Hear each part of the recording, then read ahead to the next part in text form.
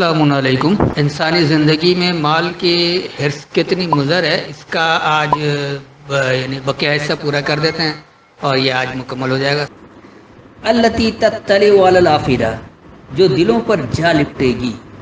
التی، وہ جو کہ تطلع، تمہیں اطلاع ہو جائے گی، علی الافئدہ، اس کے سوچنے سمجھنے پر۔ افئدہ یعنی دل و دماغ کو کہا جاتا ہے، تو دل و دماغ پر تمہیں اطلاع ہو جائے گی اس کی، یعنی جو کہ اس کی اطلاع تمہارے دل و دماغ پر ہو جائے گی۔ جب انسان اللہ سے جلتا ہے، جب اللہ کی نافرمانی کرتا ہے اور اللہ سے جو جلن معاشرے میں حاصل کر، جیسے آج ہمارا پاکستانی معاشرہ، بلکہ آج دنیا بھر کا مسلمان معاشرہ یہ اللہ سے جل ہی رہا ہے، کیونکہ انہوں نے خود حطمہ تیار کر رکھا ہے، اللہ کے احکامات کی اتباع نہیں کرتے ہیں، اس کے اگینسٹ کام کر رہے ہیں، وہ حطمہ میں جل رہے ہیں۔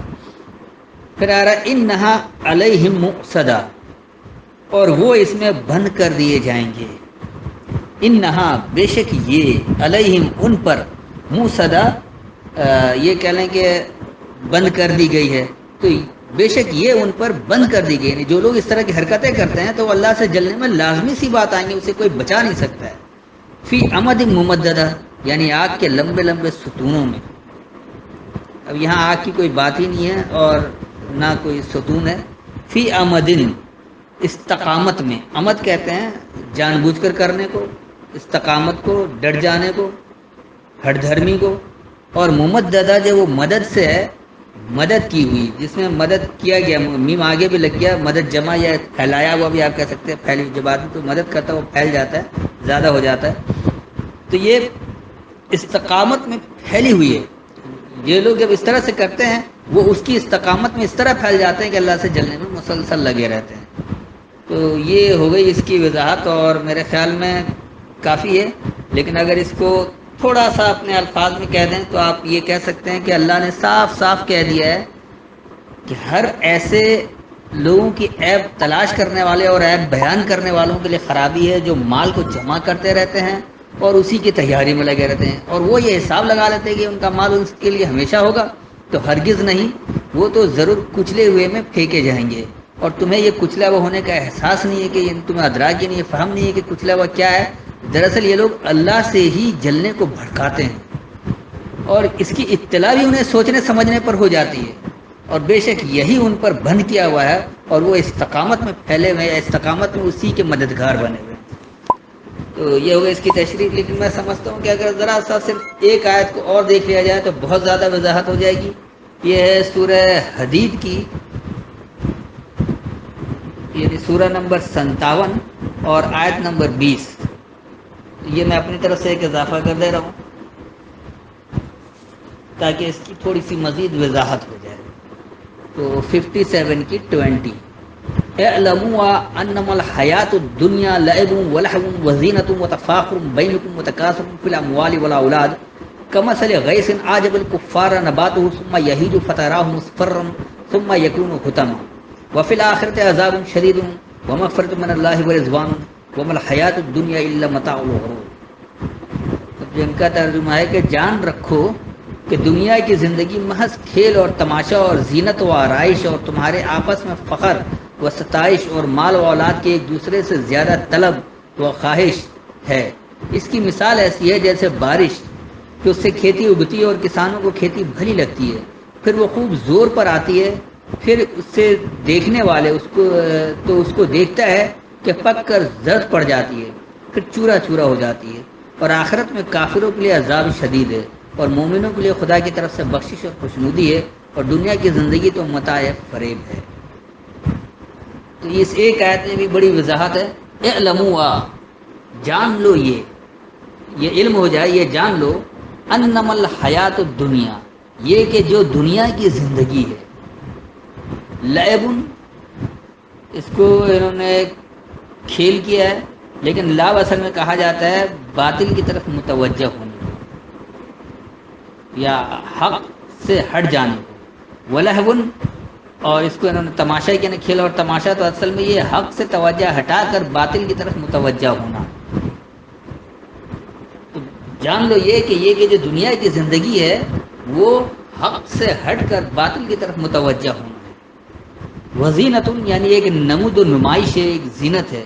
وتفاخر بینکم، اور تفاخر ہے تمہارا فخر کرنا ہے تمہارے درمیان، وتکاثر فی الاموال والاولاد، اور تمہارا زیادہ دکھانا ہے، تمہارا کثرت دکھانا ہے مال اور اولاد میں. کمثل غیث، تو اس کی مثال جو ہے اس طرح کی ہے جیسے غیث، غیث کہا جاتا ہے، انہوں نے تو بارش کر دیا، جبکہ غیث مدد کرنے والے کو، ہاتھ پکڑنا، اسی سے غوث نکلا ہے، یعنی ہاتھ پکڑ لینے والا. تو اس کی مثال ایسے جیسے ہاتھ پکڑ لینا، عجب الکفارہ، انکار کرنے والوں کو بڑی بھلی لگتی ہے. کوئی انکار کرنے والا ہوتا ہے، آپ اس کا ہاتھ پکڑے، اس کی مدد کرے، تو اسے بڑا تعجب ہوتا ہے، وہ ایک خوشگوار اس احساس میں مبتلا ہوتا ہے کہ یہ ہماری مدد کر رہا ہے. نبات ہوں، اور اس کا جو اگانا ہوتا ہے، اس کی جو نباتات ہوتی ہیں، یہ ضروری نہیں کہ وہ آپ کوئی گندم کے بیج بو رہے ہیں اور وہ نباتات اگا رہے ہیں، بلکہ یہ نبات و عمل کے نباتات کی بات ہو رہی ہے. جب آپ اس طرح کا عمل کرتے ہیں اور کسی انکار کرنے والے کی مددگار بن جاتے ہیں، تو وہ جو اس سے جو اگتا ہے اس کے دل میں، سما یہی جو، تو وہ ایسا ہوتا ہے کہ بہت سرسبز لگتا ہے، بھلا لگتا ہے. یہی کہتے ہیں ہرے بھرے کھیتی کو جیسے انہوں نے کیا ہوا ہے، تو یہ اصل میں وہ دل سے ہرا بھرا ہو جاتا ہے. فتراہ مصفرن، پھر تم دیکھتے ہو اس کو کہ وہ صاف ستھرا ہو جاتا ہے، سفر ہو جاتا ہے. سفر کہتے ہیں سنہرے کو، واضح ہو جانے کو. اسی لیے جگر کے اس کے مادے کو بھی سفر کہا جاتا ہے کہ بڑا سنہرا ہوتا ہے، اور سونے کو بھی سفر کہہ دیتے ہیں. لیکن یہاں پر جو ہے وہ خاص طور پر اس کی وضاحت کی بات کی گئی ہے. ثم یکون حطاما، اور پھر وہ چورا چورا ہو جاتا ہے، ریزا ریزا ہو جاتا ہے. تو یہ کھیتی پک کر جو سنہرا ہوتی ہے، اور پھر وہ بھی ایک وقت میں ریزا ریزا ہو جاتا ہے.